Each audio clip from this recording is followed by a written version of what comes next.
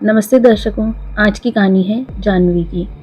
ये कहानी हम जानवी की तरफ से ही सुनेंगे। मुझे हमेशा से चांद तारे बहुत पसंद थे। मैं बचपन में जब भी अकेली या सैड फील करती थी तो मैं आसमान की तरफ चांद तारों को देखा करती थी। मुझे उन्हें देखकर सुकून मिलता था। एक अजीब सी ठंडक लगती थी, मन शांत हो जाता था। आज पूर्ण चंद्र ग्रहण है।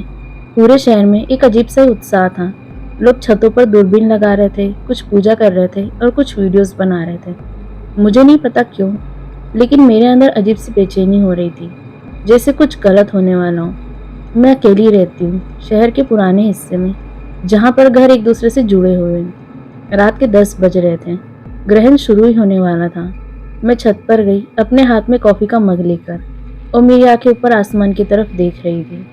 चांद धीरे धीरे काला हो रहा था और तभी मेरे कान में बहुत पास से किसी ने बहुत धीरे से कहा, देख मत उसे। ये सुनकर मैं वहीं जम गई।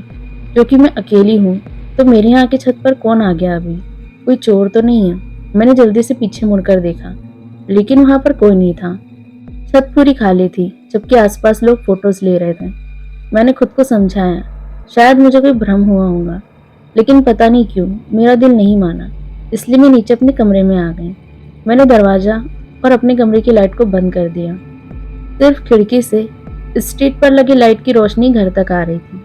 और तभी मेरे कमरे की अलमारी अंदर से हिली, जैसे उसके अंदर में कोई बैठा हो। मैंने कमरे की लाइट ऑन की। मुझे थोड़ा डर तो लग रहा था, लेकिन मैंने खुद को मजबूत किया और खुद से कहा, जानवी डर मत। मैं धीरे धीरे अलमारी के पास गई। मेरे हाथ कांप रहे थे। मैंने हैंडल पकड़ा और दरवाजा धीरे से खोला। अंदर सिर्फ कपड़े थे, लेकिन सबके सब कपड़े गीले थे, जैसे किसी ने उन्हें पानी में डुबोकर निचोड़ा हो। और नीचे फर्श पर भी किसी के गीले पैरों के निशान थे, जो अलमारी से बाहर की तरफ जा रहे थे, जैसे कोई अभी अभी इसमें से बाहर निकला हो। ये देखकर मैं घबरा गई। मैं डर से पीछे हटी और मेरा ध्यान घड़ी पर गया। अभी रात के 12:05 हो रहे थे। तभी मैंने देखा, मेरी खिड़की के बाहर कोई तो खड़ा है, जबकि मैं तीसरी मंजिल पर रहती हूँ। इतने ऊपर कैसे कोई हो सकता है अभी? लेकिन वहां कोई तो खड़ा था, वो भी उल्टा।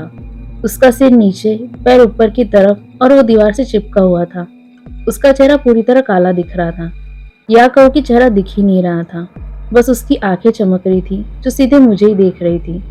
मैं चिल्लाना चाहती थी, लेकिन मेरी आवाज निकली ही नहीं। तभी उसने कहा, देख मत। ये सुनकर मैं अपने कमरे से बाहर की तरफ भागी। मैंने दरवाजा खोला, सीढ़ियों से नीचे जाने लगी। लेकिन अब घर बदल चुका था। सीढ़ियां खत्म ही नहीं हो रही थी।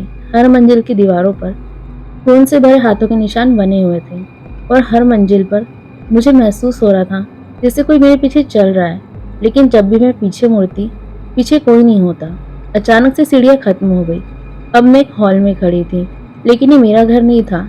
ये कोई बहुत ही पुराना सा घर था। उसकी दीवारें सड़ी हुई थी, छत से काला पानी टपक रहा था, और बीच में मैं खड़ी थी। वहां पर एक बड़ा गोल आईना रखा हुआ था, और उस आईने में मैं खुद को देख पा रही थी, लेकिन उसमें मेरी रिफ्लेक्शन मुस्कुरा रही थी, जबकि मैं बहुत डर रही थी। मैंने आईने से दूर हटना चाहा। तभी मेरी उस रिफ्लेक्शन ने अपना सिर थोड़ा टेढ़ा किया। फिर उसने धीरे से अपना हाथ उठाया और आईने के अंदर से बाहर आने लगी। उसकी उंगलियां शीशे से बाहर ऐसे निकली जैसे कोई पानी से बाहर निकल रहा हो। मैं वहीं पर जम गई, क्योंकि वो मैं ही थी। लेकिन मेरी रिफ्लेक्शन की आंखें पूरी काली थी, और उसका मुंह बहुत ज्यादा खुला हुआ था। उसने धीरे से कहा, जब चांद मरता है तो कोई जन्म लेता है। तभी उस हॉल की लाइट चली गई। पूरा अंधेरा हो गया, लेकिन मैं अंधेरे में भी सब कुछ साफ देख पा रही थी। हजारों चेहरे जो दीवारों और छत पे धंसे हुए थे, सब मेरी तरफ ही देख रहे थे। सबने एक साथ कहा, वो तुम्हें देख रहा है। तभी आसमान से एक लाल रोशनी सीधे उस कमरे में गिरी। मैंने जैसे ही ऊपर देखा तो छत गायब थी, सिर्फ काला आसमान था, और बीच में ग्रहण लगा चांद दिख रहा था। लेकिन वो चांद अब गोल नहीं, किसी के चेहरे के जैसा दिख रहा था, वो भी पूरा लाल। मैं वहां से भागना चाहती थी, लेकिन मैं हिल ही नहीं पा रही थी। तभी मुझे कुछ महसूस हुआ, जैसे कुछ तो मेरे सिर के अंदर घुस रहा है। मैंने जोर से चिल्लाकर कहा, ये मेरा शरीर है, मुझे छोड़ दो।